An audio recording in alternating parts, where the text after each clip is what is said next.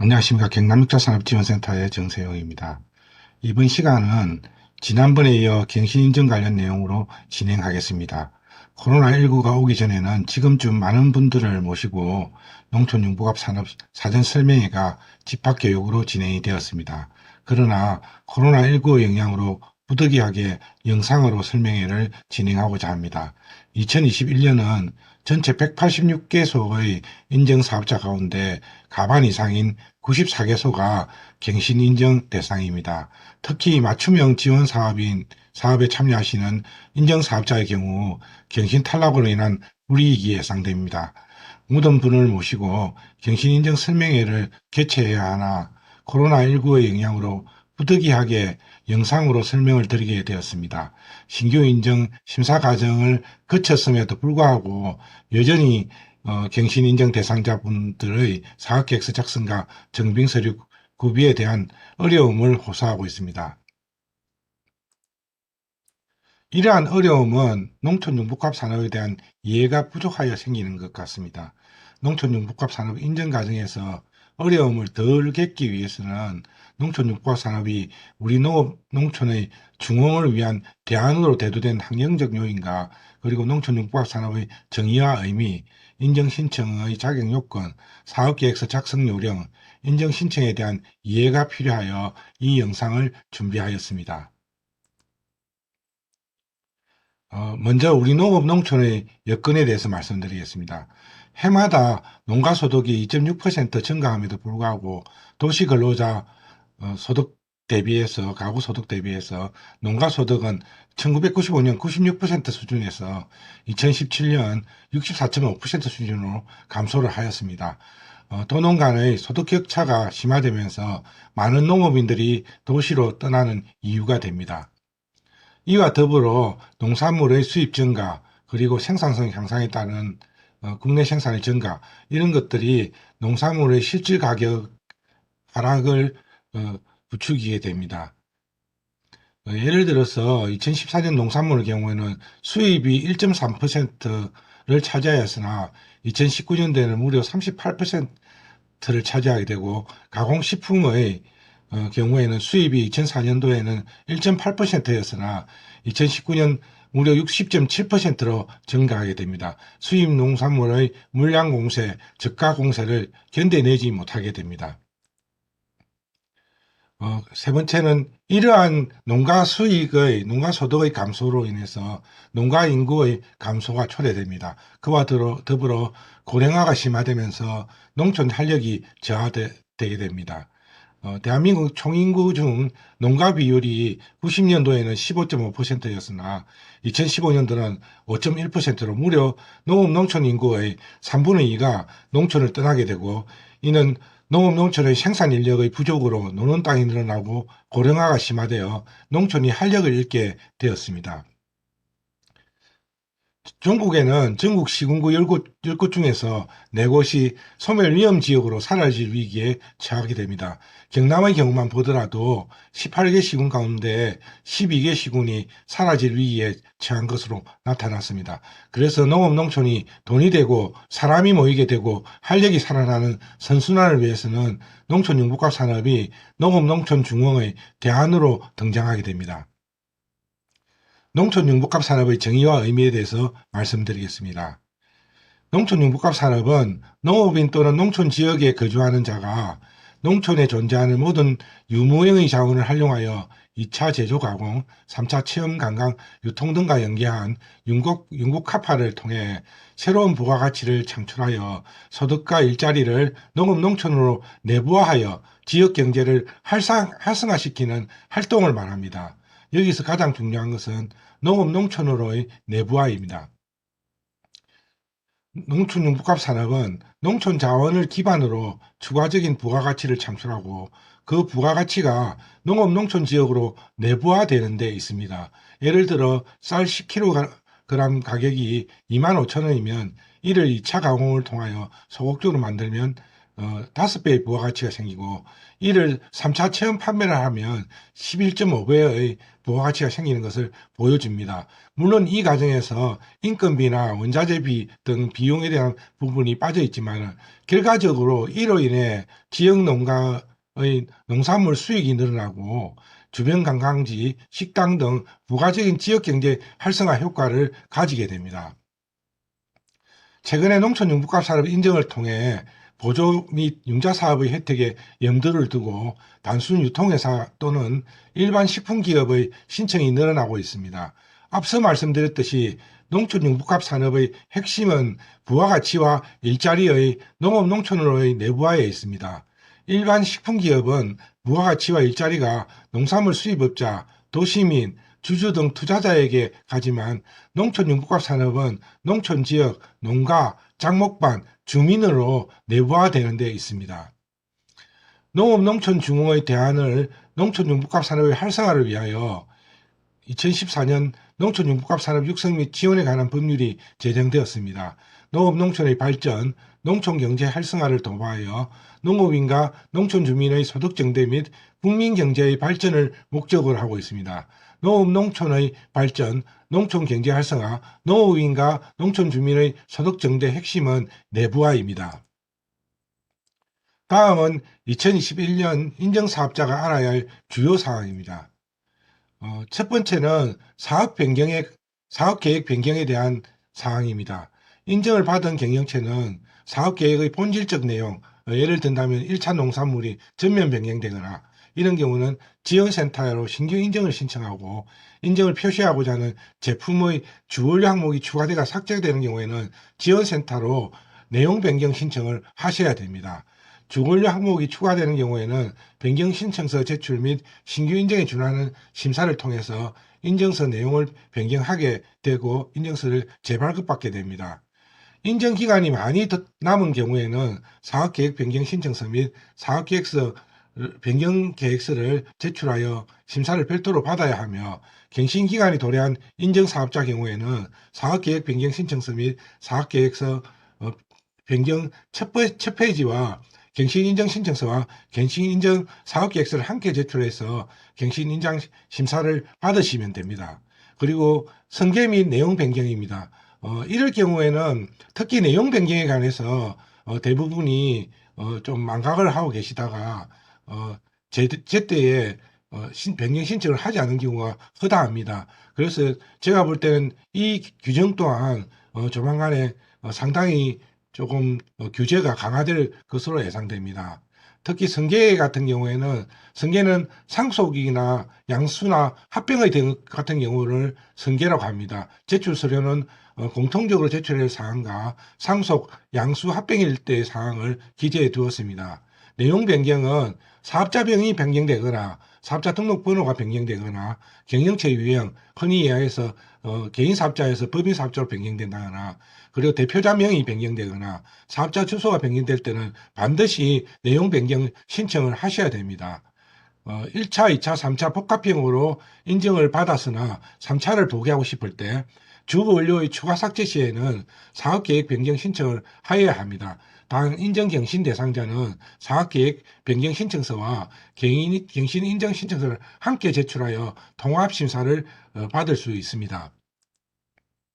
인정신청 자격 5대 요건입니다.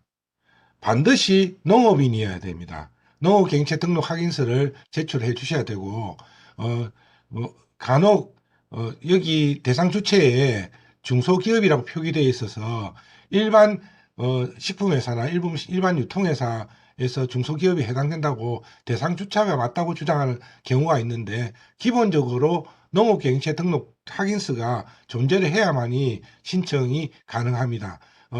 예를 든다면 농업인, 농업법인, 농업 관련입니다. 농업 관련 중소기업. 그렇기 때문에 농업경영체 등록 확인서를 반드시 제출해 주시기 바랍니다. 농업경영체 등록은 이 등록 요건은 이렇습니다. 대다수의 우리 그 인정사업자분들 경우에는 대부분이 농업경영체 등록이 되어 있습니다. 등록 정보는 인적정보, 농지 및 농작물 생산정보 등이 기재되어 있습니다. 구비 서류는 재배업, 축산업, 곤충사업, 사육업, 농업법인 이렇게 구비 서류가 구분되어 있습니다. 특히 요즘에 있어서는 보조사업을 신청할 때 법인의 경우에는 농업경영체 등록 확인서를 법인용으로 제출해 주기를 요구받는 경우가 있습니다. 농업법인 같은 경우는 농업경영체 등록 신청서, 농업법인용과 기타 증빙 자료를 첨부해서 국립농산물품질관리원에서 등록을 해 주시기 바랍니다. 등기사항 전부 증명서나 정관, 조합원별 출자 내역, 법인 가세 표지 및 세액 신고서 또는 법인 명의의 농자재 구매 영수증, 그다음에 이사회 회의록, 사업자 등록 증명서, 그리고 농업인 증명서류 등을 제출하게 되면 농업법인의 명의로 농업경영체 등록이 완료가 됩니다. 그리고 사업장 입지입니다. 토지 이용 규제 정보 서비스에 내 사업자 등록증이 주사업주 소재지를 조회를 했을 때 시의 동지역은 용도지역이 주거 상업 공업지역을 제외하고는 모두 농촌지역입니다. 그리고 자치구의 동지역은 용도지역이 주거 상업 공업 자연녹지 계획관리지역을 제외하고는 모두 농촌지역입니다. 소재지가 읍면이면 용도지역과 관계없이 모두 농촌지역입니다. 일단은 이 교육을 듣고 나서 토지 이용 규제 정보 서비스에 들어가셔가지고 내 사업자 등록증상의 소재지를 검색해서 과연 내가 농촌지역인지 아니면 비농촌지역인지를 한번 체크해 주시기 부탁드립니다. 사업장 입지 및 충족을 해가지고 흔히 해서 인정 신청 자격이 박탈된 경우의 사례입니다. 그리고 농촌융복합 형태의 여부입니다. 1차, 2차 가공형과 1차, 3차 체험형, 1차, 3차 유통형, 1, 2, 3차 복합형이 있습니다. 1차, 2차 가공형 같은 경우에는 보통은 이제 OEM 방식의 방식으로 2차를 신청하는 경우가 있는데 반드시 식품제조 사업자 등록증상에 식품제조 가공업 또는 즉석 판매 제조 가공업 영업 신고가 되어 있고 사업자 등록증상에 업종 등록이 되어 있어야 됩니다. 그리고 원료 제공 및 제조 방법 등이 기재되어 있는 주문자 생산 방식의 위탁 제조 계약이 계약서가 성립이 되어 있어야 가공업으로 인정받습니다. 그리고 체험형 같은 경우에는 현장 심사에서 가장 많은 탈락이 발생합니다. 체험 일지, 체험 사진, 그리고 체험 경명부 등을 반드시 작성해서 구비해 주시기 부탁드립니다. 그리고 인증 표시가 가능한 주원료 품목 기재입니다. 주원료 공급의 증빙 가능 여부는 아시다시피 가공품에 사용되는 주원료는 반드시 자가 생산 또는 계약 재배를 통하여 생산되는 농산물을 사용하고 사업장이 소재하는 시도에서 생산되는 농산물을 50% 이상 사용하여야 됩니다. 그래야만이 6차 산업의 농촌융복합 산업의 주생산품이 될 수 있고 인정을 획득할 수 있는 것입니다. 저희들이 간혹 6차 산업 제품들을 한 번씩 점검을 하다 보면 주 원료를 흔히 해서 수입품을 사용하는 6차 업체들이 있습니다. 만약에 그런 업체들은 저희들이 실시하고 있는 판로 개척이나 이런 부분에 그리고 농림축산식품부에서 진행하는 모든 사업에서 이런 제품은 제시를 해서는 안 되는 제품입니다. 그리고 이와 더불어 만일에 이러한 제품 수입 농산물이 주 원료인 제품에 6차 표기를 하게 되면 인정 취소나 아니면 3년 동안 인정 신청을 할 수 없는 그런 기회도 박탈됨을 유의해 주시기 바랍니다. 특히나 원산지를 속에서 같은 경우에는 물론 상당한 법적 조치까지도 예상이 됩니다. 그리고 사업성과의 문제입니다. 사업성과는 최근 2개년 평균 농가소득 4천만 원 이상을 달성하셔야 됩니다. 만일에 이제 2020년 같은 경우에는 코로나 영향으로 매출이 다 감소했기 때문에 그 매출을 제외하고 18년, 19년 매출로도 평균 농가소득의 성과를 인정받을 수는 있습니다. 인정신청 자격요건 대표적인 미충족 사례입니다. 물론 우리 갱신 인정을 신청하신 분들은 개업연원이 다 2년 이상이기 때문에 이 이 부분 해당 사항은 없겠지만은 다른 부분이 있습니다. 농산물의 경우 면세이므로 의무 신고 사항이 아니라 소득 신고를 누락해 가지고 1차 농산물 수익이 빠지면서 평균 농가 소득 4천만 원을 달성하지 못해서 신청 자격을 박탈당하는 경우도 있습니다. 이러한 부분들을 되게 유의해 주시기 바랍니다. 다음은 사업계획서 작성 요령입니다. 신청 단위는 사업자 유형을 기재하시면 되고요. 성명은 사업자 등록증상에 법인명을 기재하시고 사업자 등록번호는 마찬가지로 사업자 등록증상의 번호를 기재하시고 생년월일도 마찬가지입니다. 대표자 성명도 마찬가지고요. 전화번호는 사업자 등록증상에 대표자 전화번호를 기재해 주셔야 됩니다. 간혹 가다 보면 실질적인 사업 운영자의 전화번호를 기재하는 경우가 있는데 이러한 부분들 유의해 주시기 바랍니다. 그리고 유형 구분에는 실질적으로 이제 자기들이 하는 융복합 형태들 이런 것들 정확하게 체크를 해주시고 앞서 말씀드렸듯이 사업계획 변경 신청을 해가지고 사전에 복합형 1차, 2차, 3차로 인정을 받으신 분들은 갱신 신청할 때는 사업 변경 신청서와 더불어 우리가 인정 신청서 갱신란에는 1차, 2차 형태를 1차, 2차 가공형으로 체크를 해 주시는 게 맞습니다. 그리고 신청 내역 구분에는 경신, 유효기간 연장 신청을 해 주시면 됩니다. 그리고 신청인 성명이 들어가는 데가 세 군데가 있습니다. 신청인으로 되어 있는 곳이 있는데 거기에는 반드시 성명을 기재하고 날인을 부탁합니다. 사업계획서 작성 전에 우선 해야 할 사항입니다. 사업계획서 작성 전에 반드시 심사표를 보고 점수를 받을 수 있는 사항들을 확인 후에 사업계획서를 작성하시고 빈칸을 채워 주셔야 됩니다. 두 번째는 농촌융복합 산업의 스토리텔링을 완성도 있게 구성해야 합니다. 앞서 말씀드린 농촌융복합 산업의 핵심인 내부화를 중심으로 농촌융복합 형태, 부가가치 및 일자리 창출, 지역농업과 사회와의 연계 및 기여를 내용으로 해야 됩니다. 세 번째는 대표자가 사업계획서를 작성하지 않아도 사업계획서에 대해 숙지가 되어 있어야 합니다. 농촌융복합산업과 사업계획에 대한 이해도가 낮아 탈락한 경우가 다수 발생을 하였습니다. 다음은 주생산품의 주로 주생산품은 주원료 품목에다가 주생산품을 기재하는 방식으로 방식이 바뀌었습니다. 예를 들어 내가 사과 농가 같으면 사과를 농산물을 먼저 기재하시고 갈로 안에 나의 가공품이나 체험 형태를 기재하여야 합니다. 매출액 및 고용 현황은 사업계획서에 기재된 2020년 기준으로 작성하셔야 됩니다.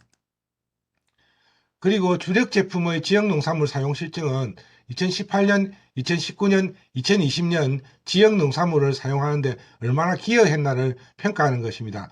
반드시 소요량만큼 정식 서류를 제출하여야 하며 소요량 가운데 계약 재배 현황은 지역 농가의 계약 재배 현황에 기재를 하셔야 됩니다.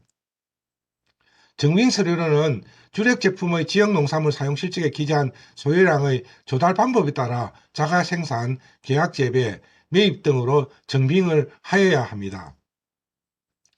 다음은 매출 실적입니다. 매출 실적은 매출 유지율 정량 10점에 해당되며 2018년, 2019년, 2020년 부가가치세 가세 표준 증명, 표준 재무제표, 증명상의 매출액을 기재 바랍니다. 고용 실적은 지역 내 일자리 유지 정량 10점에 해당되며 증빙이 가능한 인원만 기재 바라며 상시 근로자는 고용보험 가입자이며 임시 근로자는 반드시 임시 근로자의 청구 근로 시간에 1920시간을 나누어 산출 바랍니다. 최근 3년간 매출 유지율과 고용 유지율 산출 시 2020년 매출과 고용이 감소가 되었으면 이를 제외하고 산출하여 점수를 부여할 예정입니다. 매출 실적 증명 자료는 국세청에서 발급하는 부가가치세 가세 표준 증명과 표준 재무제표 증명에서 수출 증명이며 수출 실적 증명 자료는 수출 실적 증명서입니다. 세무사가 발행하는 추정 재무제표는 인정되지 않습니다. 다음은 고용 실적 증명입니다. 상시 근로자는 4대 사회보험 사업자 가입자 명부 가운데서 고용보험 가입자, 임시근로자는 임시근로자 근무 확인서, 근로내용 확인 신고서, 급여 지급 내역 등으로 증빙자료 제출 바랍니다. 다음은 농촌융복합 산업 관련 교육 참가 실적입니다. 2019년, 2020년, 2021년 교육 수료 실적을 말하며 자격증 인정 취득 현황, 신상품 개발 증명서, 특허 출원 실적, 수상 실적은 가청 사항이므로 누락되지 않게 주의 바랍니다. 특히나 최근에 나와 있는 것들 중에 신상품 개발 증명서는 품목 제조 보고서도 인정을 받게 됩니다.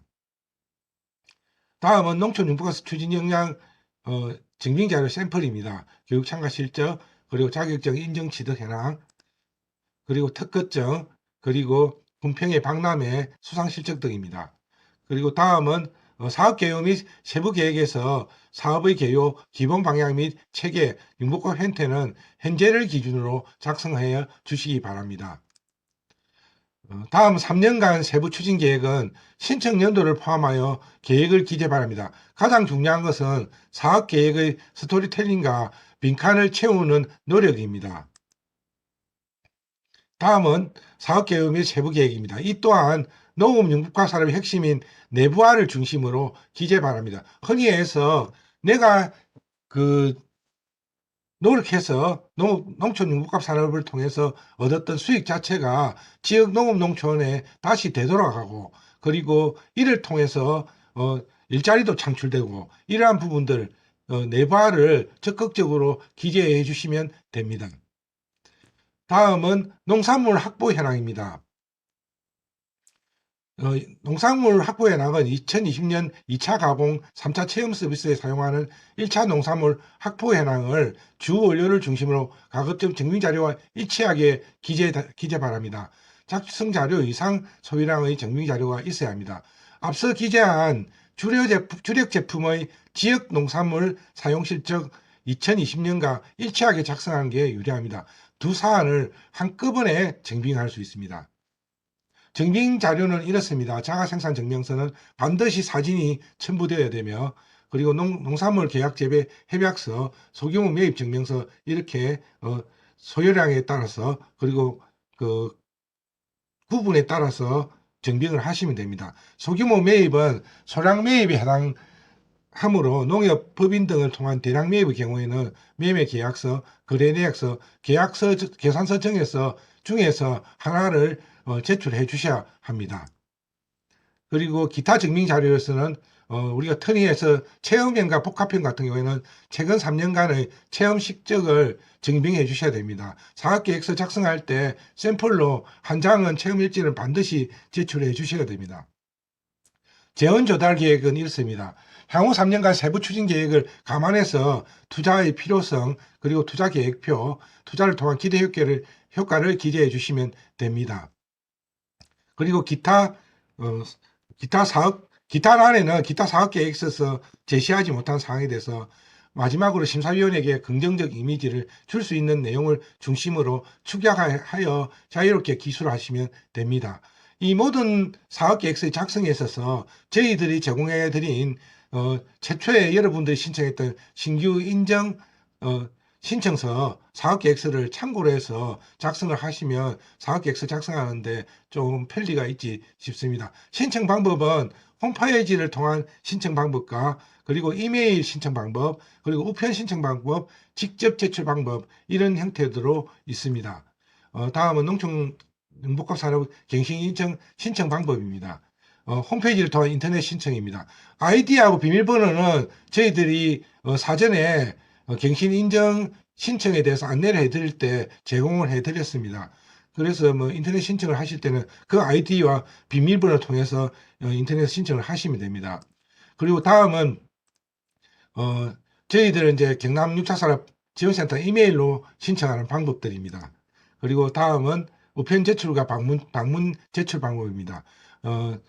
저희들이 그 신청의 편의성을 위해서 홈페이지를 통한 온라인 신청을 진행하고 있으나 부득이한 경우에 이메일 신청을 해주셔도 무방합니다.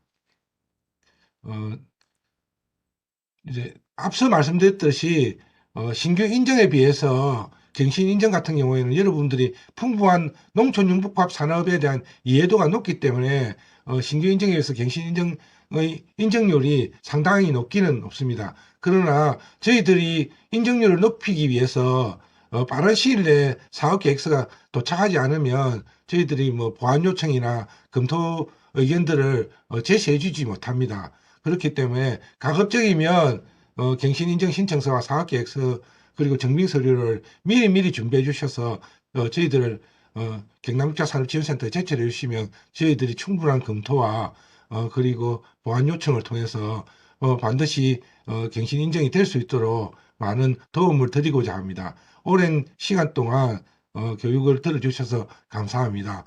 수고하셨습니다.